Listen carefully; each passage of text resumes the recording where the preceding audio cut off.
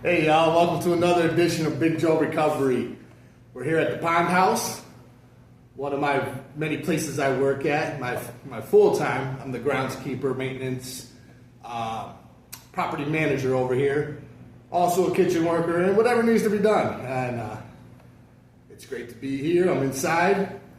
Beautiful background that was just painted over the spring by Diana Cote. Shout out to you, a local artist here in East Hartford, Connecticut.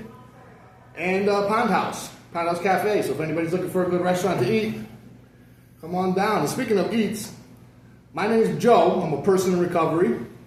Coming up, I have 2 years, 9 months. Coming up 3 years on 11/11/21.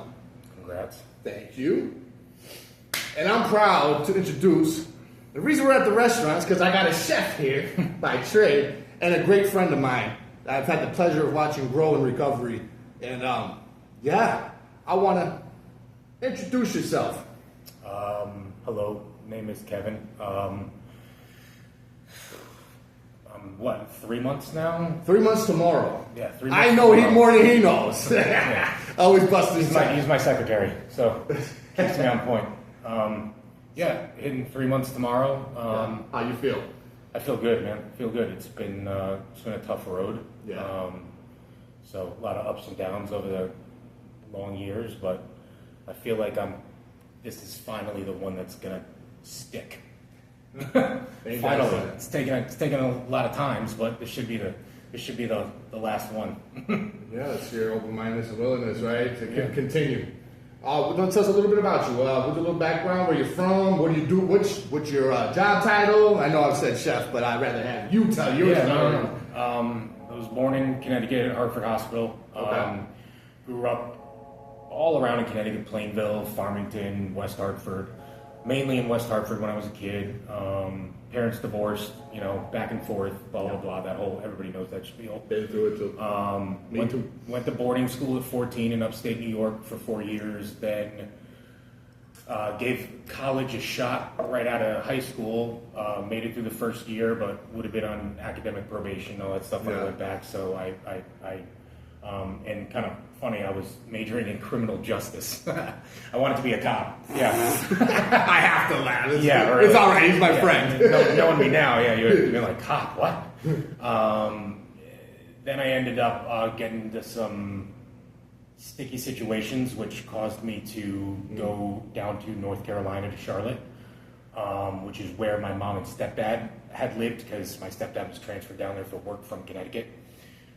So I went down there, and long story short, mom came back up here. I stayed, got into the restaurant business for my first job down there, and I was 18, and loved it. Went to culinary school in Charlotte, graduated, got married, had a son, and then marriage ended, and that's when, know too well. That was when my addiction kind of was let loose, if you want to say. I don't know the right way to describe it, but right or wrong way. I always had that addictive personality and that urge to use substances to escape reality. Yeah. Even as a kid, I started when I was 14. Me too. Yeah. Another me too. Yeah. Alcohol and hydrocodone syrup. First time I ever got high was on hydrocodone syrup. How was that? For the first thing I did that before I ever smoked marijuana. No shit. Yeah, it was hydrocodone syrup. What's funny though? I did heroin before I ever smoked weed too. You kind of did the backwards process. I skipped heroin was the gateway to marijuana for me. Talk about that real quick. I never liked marijuana when I was younger. Me I liked opioids. That was my thing. When I obviously I liked that all throughout my addiction career, but opioids is what kind of said, okay, I like this. This is for me. I'm going to go after this. It's like a bottle of something. Yeah, I still remember this day. The first time the hydrocodone syrup kicked in, I was just like, something just switched, and I was like, I like this. What was it, like a high and then a low, or what did it feel like? This sounds cliche because a lot of people say it, but it's like being wrapped in a warm blanket, and every stress in life goes away. Doesn't matter if you're... And this is at 14? Yeah, yeah. Anything that I was stressed out about, you know, whether it was something at home, something at school, something with another kid that, you know, I had stress with, it was just all went away.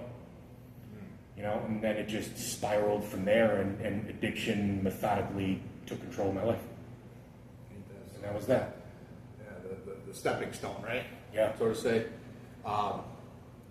I briefly wanted to mention, you know, the beginning, you know, did you have trauma as a child, you know, the parents not being together? Because that was kind of like what I'm still working on to this day, the initial hurt that I started stuffing things down and burying things. And I was not seeing my biological father. You know, my mom divorced him. I guess the story is he had a cocaine issue, alcohol, but I never really remember that part because I was so young. And me and my sister are 8 years apart, and she had no idea of my biological father. You know, Do you have any contact with him now? who? Your biological father? Oh, my biological father almost took his life. So, Oh, yeah, my bad, dude. that's all right, man. It's all right. I use that as part of my story for fuel, and it's just not every other weekend. Sometimes my mother just didn't want me to be around her. I guess she was looking out for me, I guess, in the long run. So how was that for you, like, towards your trauma? I know we talk all the time. Me and this man, we're dedicated. I send him to Just for Today every single morning. And I've known him before. He came into the rooms at CCAR. You know, shout out to CCAR. And I remember you being on Phil's podcast on Recovery Matters. Yeah.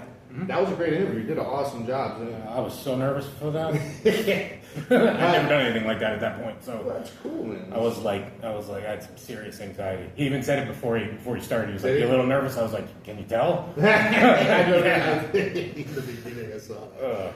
But yeah, how was the childhood for you with your parents? Like, not breaking up and being divorced. Like, how did that feel for you? Like, was that like a lot of weight, like it was for me on my shoulders? Yeah. Mm-hmm. Yeah. Did you get to see your dad enough? Because I'm assuming. Yeah. I saw my dad every Wednesday and every other weekend. Okay, so you even remember that clearly. Yeah. Mm-hmm. Yeah. I was 7 when I lost my dad ended up not being with my mom. Something around there. I don't even remember the exact date, but it was somewhere around there because my sister was a baby. So I was like 8 years old. I can't imagine that. That's Well, shit. No wonder why I was trying to get in touch with him. Right, trying to get back in touch. You know, it's your father. You know? Yeah. Oh, of course. Yeah, me and my dad, we don't really talk now and don't have any type of relationship, honestly, which is Maybe it'll be addressed in the future. I'm 40. You know, it's been like that between him and I for a long time. It's just I think there was just so much damage. When I got into my, teen years and then early 20s, and then it just progressed that I think at this point it's probably irreparable. Because we've given it a shot a couple times or a few times, and we can have a conversation and I give him a hug and stuff like that because I love my father. Of course, he's my father. I love him, and he did a lot for me. But it just, I guess when I was younger and stupid and my father is very, very dedicated, very focused, type A personality. I think I'm correct with that, and I just didn't go down that road, and I know that upset him. Yeah. Because I think he had a lot of high hopes for me and my future, and I just didn't go down. I didn't go that way, that route, and I know that it probably devastated him.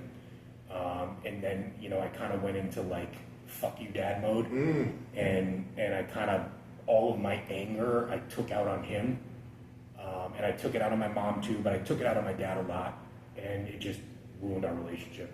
You brought the word up right there, anger. That's what we were talking about earlier before. Yeah. While you came, while I was finishing, doing some work outside. Anger. Let's talk about that real quick. Well, not even real quick. Let's talk about it. I was an angry individual. I could talk about anger all day, man. I got a lot of it. Yeah. Okay. You still do this. You're still struggling with it, right? Oh yeah. I'm more self-aware of it now. So I know when I'm getting angry, and I'm better at keeping my mouth shut now than I used to be. I've seen you. It's still a struggle. Don't get me wrong. I still want to smack the shit out of people on a daily basis, but but I don't. I do my best to keep it under wraps. I haven't, other than running my mouth the past few months and stuff like that. I haven't really done anything. I've lost so many jobs from altercations and all that stuff in the past, and gotten arrested for it. That I try my best now, just to keep it at bay. And when I know that something's triggered my anger, or I just try to I kind of like shut myself down, until I feel that it passes. Yeah. Because I'll get I'll get angry, and I get this like wave of like, I want to do anything I can to get retribution to whoever I feel wronged me. Yeah, I'm like some vigilante. So I just shut myself down now. I don't talk. I don't really show any emotion until I know that I've kind of pulled myself out of it, and then I go back to my normal self. Because I don't walk around like This is healthy for you though now? It's probably not healthy, but it's how I cause it not to disrupt my life. Okay, that's you know what you're doing. Yeah. Should I be talking to a therapist probably once a week and try to tackle some of the issues of the things that make me angry? Well, of course, but I'm just not quite there yet. I just don't want to bring up all the shit and talk to somebody about that type of stuff. It's just not something that's, I'm doing good now. 3 months tomorrow. My work is great. Job is great. Me and my son are great. Relationships are great. So I just want to kind of stay there for now. Yeah. And then when I know that my recovery and my sobriety is strong enough to where I can bring up things that could potentially cause a relapse because of emotional distress, then, when I know that I'm strong enough to fight that and not allow it to cause me to relapse, then I'll pull those skeletons out of the closet and deal with them. But as of right now, I'm just going to keep on the straight and narrow that I'm on now, so I can keep my sobriety. Still early. Yeah. 3 months. I mean, that's nothing, to be honest. And I remember before you came in there, you had about 9 months, almost to a year. Yeah, I was almost at a year. Yeah. Almost at a year. Mm-hmm. And then let's talk about, you've tried recovery close to 20-something times, right? You've been in and out. Committed recovery, trying to get recovery. Yeah, I've probably medically detoxed, whether it be at a hospital in North Carolina, or here, or I did it once at Myrtle Beach, probably around 20 times. Not the last relapse, because I was only there for a couple days just to get myself through the withdrawals, but the time before that, when I was going hardcore, just no food, no water, just vodka all day long. I was doing over a fifth a day, and this was for months, dude, months. I mean, I maxed out 9 credit cards, lost my job, screwed up every relationship I had, that I still had a little grip on, and that I was in the hospital for 7 days at Hartford Hospital. I was in the ICU for 2 of them because my blood pressure was like 180. Jeez. Yeah, that was a bad one. Yeah. Probably bright red cherry tomato. That was jaundice. I was shaking uncontrollably. Every morning I'd wake up for the first 3 or 4 days. I had no clue where I was, and I would freak out. Remember when you came back, you were still. Yeah, but I was nodding out. I was drooling on myself. I was like. But when you came back, that's the thing. I was worthless.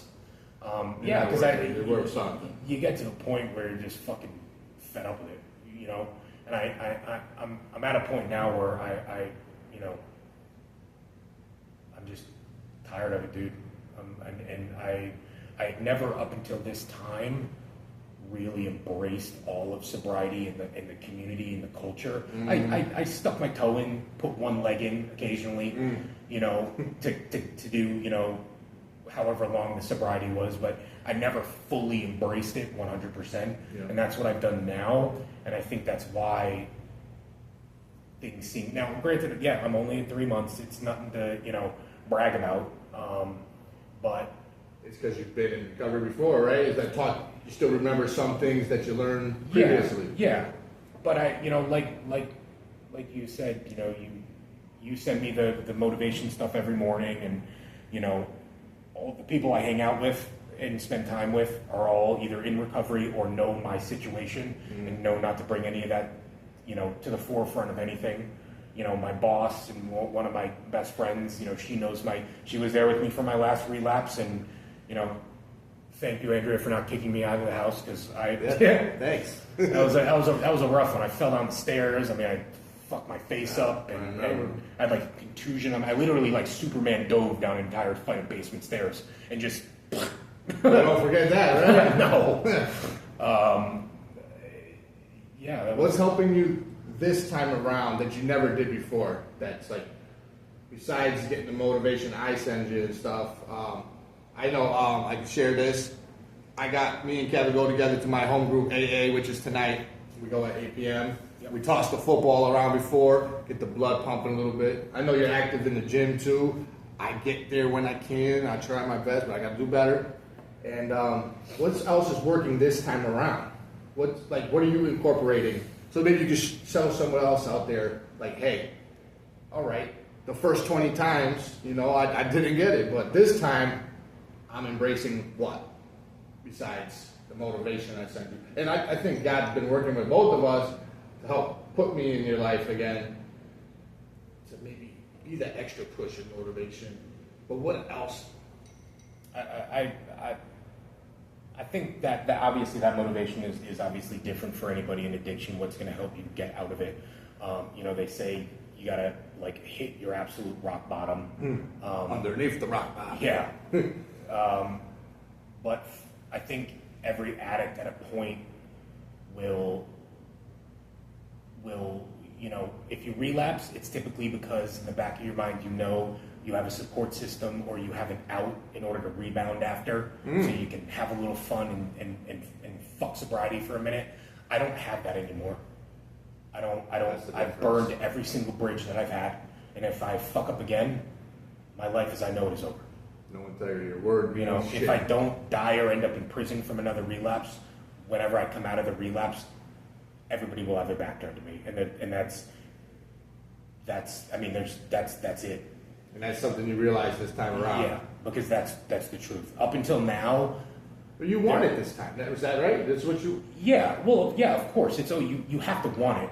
At the end of the day, you have to want to be sober, and you have to want recovery, but there's always going to be that motivation of the consequences in the back of your mind too if you relapse and fuck up again. Okay. So it's not, in my opinion, it's not only just wanting it. I scare myself in my head as to what the repercussions of a relapse will cause in my life. Yeah. I've just convinced myself internally that if I relapse again, if I even fucking set foot in a package store or sit down at a bar or call a dealer for cocaine or whatever, I'm going to lose my job. I'm going to lose my girlfriend. I'm going to lose my fucking car that I love. It's just, you're going to lose everything. Yeah. It's inevitable. Yeah. And I don't even want to bring up, how that would be detrimental to my relationship with my child. Yeah. Because I don't want to talk about that.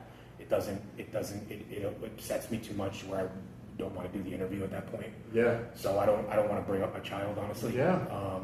I know you're a good father, so you leave it at that. Yeah, I try my best, and my son and I have a good relationship, and but I don't ever bring him into this world either. No. It's not something I do. That's why I love where I'm at, breaking that cycle with my daughter, because my whole family were drunks. I'm sorry to say it, but it's the truth. It's what I saw. I had select few people. I had an uncle that barely drank, and I kind of looked up to that, but I saw everything else as a norm. Every weekends we go to my aunt's house and drinking.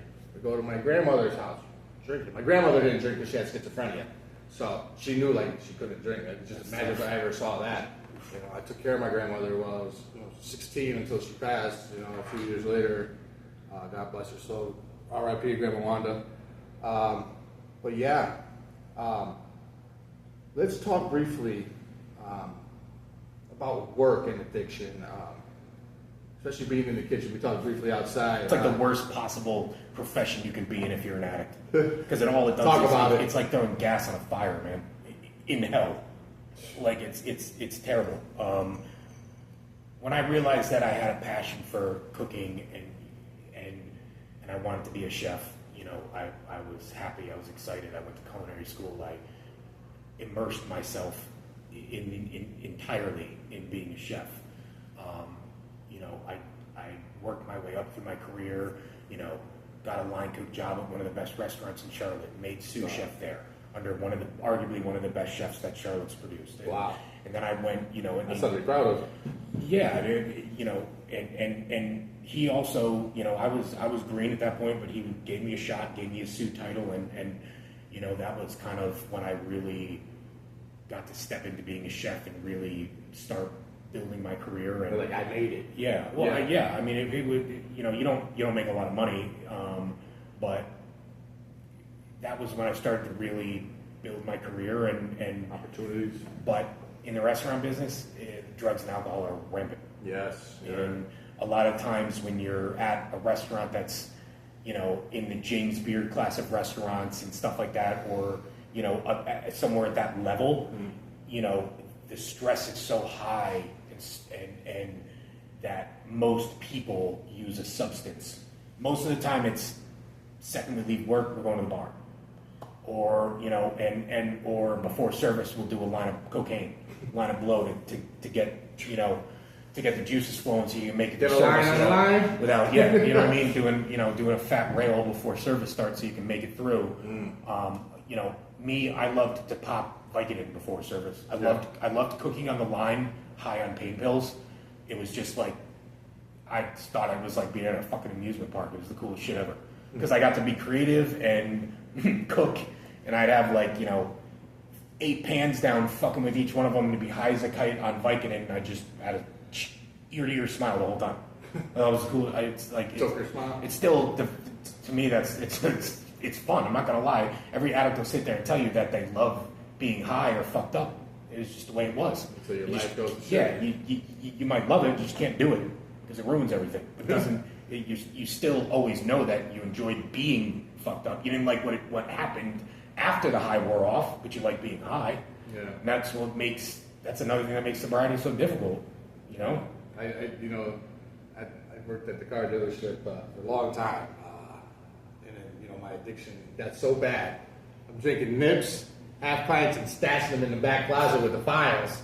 And, you know, my boss eventually caught on. You know, he's going to get a file, and there's fucking nips in there, man. Yeah, you're getting cocaine from the detail. I'm doing rails off the bathroom while my customer is waiting for me, and then the next customer is like, "When are you wrapping this up?" It's like, "Hold on 1 second. All right, let's go. I'll be right there. 1 second." You know, it's like, what the fuck? That's insanity, man. Like, it really is. It's the way the shit just takes off. And I don't know. Survival. I was checking this book out here, and it's been in my car for a while. It's Al-Anon family groups. So this is people that families that support alcoholics. We're in AA together. So I'm like looking at the title, and I'm like, this is a pretty cool book, From Survival to Recovery. When you hear that saying, from survival to recovery, what's that? What do you feel in that, and how does that make? How do you feel? What's it make you feel like? Or what gravitates towards you when you hear that? Survival to recovery. For me, in that context, survival is 2 things. Okay. Survival is whether you're in addiction or out of addiction or actively. So survival in addiction is you gotta get money and get your substance. And then survival out of addiction is trying to get through every day sober. So that's what comes to my mind. Obviously, this is not pre-scripted, so I didn't know you were going to ask me that shit. Yeah. So I'm just. I don't even know what I'm going to ask. That's the greatest thing. When you said that, that's the first thing that came to mind. There's 2 different definitions of survival in my brain. Okay. Looking at that, recovery is recovery. That's it. That's what it is. But you know, you're surviving in addiction, and then you're surviving in sobriety. And there, you know, survival in sobriety is making sure you don't use, and doing whatever you have to do not to use. So take the motivation and the drive and the obsession that you had, and addiction, and getting your substance, getting the money for the substance, you know, and yeah, you know, take that over, piggyback that into surviving and recovery, and so you go to meetings, you stay connected every day with somebody that's dealing with the same struggles you are. You know, that's what you and I do. You know, Joe texts me a motivational thing about recovery every morning, and I might not be able to respond right away, but at some point, because I'm at work, but at some point I always respond. So, thank you, brother, love you, have a good day. You know what I mean? Like, you know, because I know that me responding is going to help Joe out as much as he's going to help me out. So, but yeah, I mean. So when I don't get a response, I'll be a little worried. I have to go take a ride, you know. But that means I'm up to my fucking neck in egg sandwiches. That's what we want to hear. But also, we do a lot of. I sent a lot of videos to this man, David Goggins. What about him, man? Let's talk about him for a second. Stay hard. Stay hard, man. Yeah, you know, if that guy, he's on another level, but his words it just flows. Just like what we're talking now, man. It's like him, E.T., Jocko, like, especially with the whole workout shit, man. You know, you're heavy in the gym. I wish I had more time. I got to make some more time because I work 3 jobs, you know, 2 paid, 1 non-paid, and I'm still trying to take on more. That's just how I am now. You know, I'm so proud to be, you know, at this point in my life, like, I really didn't want to work 1 job when I was in addiction. Now I'm like, because you were focused on being an addict. Yeah. Now you're focused that's a full-time on recovery and surviving in recovery. So that's right. Do whatever you can to stay sober. And for you, that is immersing yourself in the recovery life. Yeah, that's right. Which I think, you know, if you truly want to be in recovery and you truly want to stay sober, you have to do that. Yeah. You know what it is? I'm beyond, at my stage in the game, I'm beyond the drugs and the alcohol. Yeah. It's now continuing to work on me. You know, we were talking about the character defects. I got to check on those freaking things every single day. It's like today, I went to the driver's test thing. Yep. Didn't get the license today, no. I went with my friend April. Shout out to April for waking up early and going with me. Brand new car. And I had everything I needed. And they turned me around. They said I need to bring a car with an IID. I have a car with an IID, but I didn't know you had to bring that. What, they want you to take the driver test with the car with the machine in it? Yeah, I didn't know that. But aren't you getting it out? In 7 months, yeah. But oh, okay, all right. I thought you were going there because you were getting it out. No, that's why I was confused. When you said that. I was like, why do they care? I'll get my actual license from my permit that I had to get from that DUI 9 years ago. So still paying the consequences, but for a person who's struggling, that would be a big setback for somebody. Yeah. You know, like, when I saw that text, the first thing in my mind, and I know you're not going to relapse, but the first thing in my mind was that would make somebody early in recovery probably relapse. Yeah. Or at least really seriously consider it. And I think that's also why they put all these steps in place, just like the 12-step program we do, to get your license back. You know, damn, it's a freaking process. I've been at this thing since October last year. October, November. So it's crazy, but you know what? It also shows me how far I came in recovery, man. Yeah, where you looked at it, the glass half full instead of half empty. I took that 1 second when he told me, no, I'll come back with your car. I'm like, damn, now I gotta go send my car to my mechanic. You probably wanted to reach over and strangle a fucking man, not that bad, but just like, I shake their head, grit the teeth, and I was like, okay, we're gonna be all right. I was actually telling a friend of mine this earlier, and it was just like, yeah, you're good, though. You're deep in recovery, you know? I mean, it's like at the end of the day, you're still mobile. Yeah. You're going to get it at some point. Yeah. So there's no reason to get upset. Exactly. I mean, I know it's annoying. Yes. But it's not like they're saying you're never going to get it. You know what I mean? There's no excuses, you know? There should be no excuses, you know? It comes down to your driving motivation. You said it right there earlier. And driving my motivation was my daughter. That was to get sober. And now it's to be a better father. And, you know, she's 14, so she's coming on 16.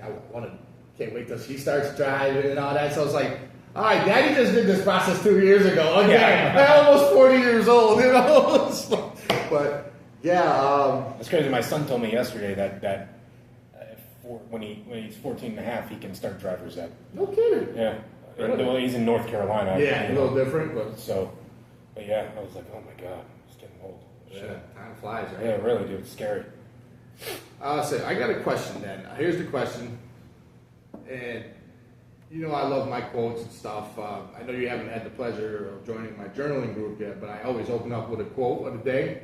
You know, like Mike Tyson says, train your mind to be stronger than your feelings, and because I had to train my mind while I was in prison, that when I get out, I'm going to stick on my change. You know, that's how I got introduced into Alcoholics Anonymous.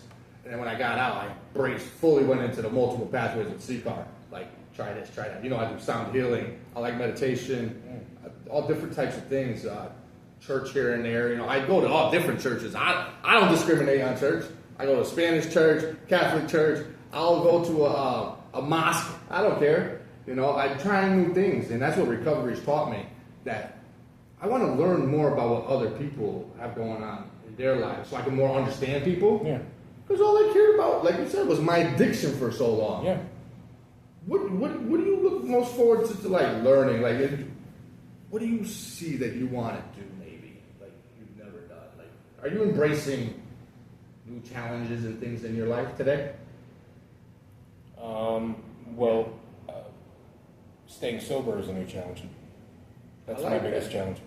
That's where you're at right now. That's what I embrace. Trying to stay sober. I work in the gym helps me with that. It keeps me busier in the day. But at the end of the day, my biggest thing right now is to just fucking stay sober. And then in staying sober, everything else progresses and gets better. And you see it every day. I see it. And like I said, I know you're clean day more than you do. Yeah.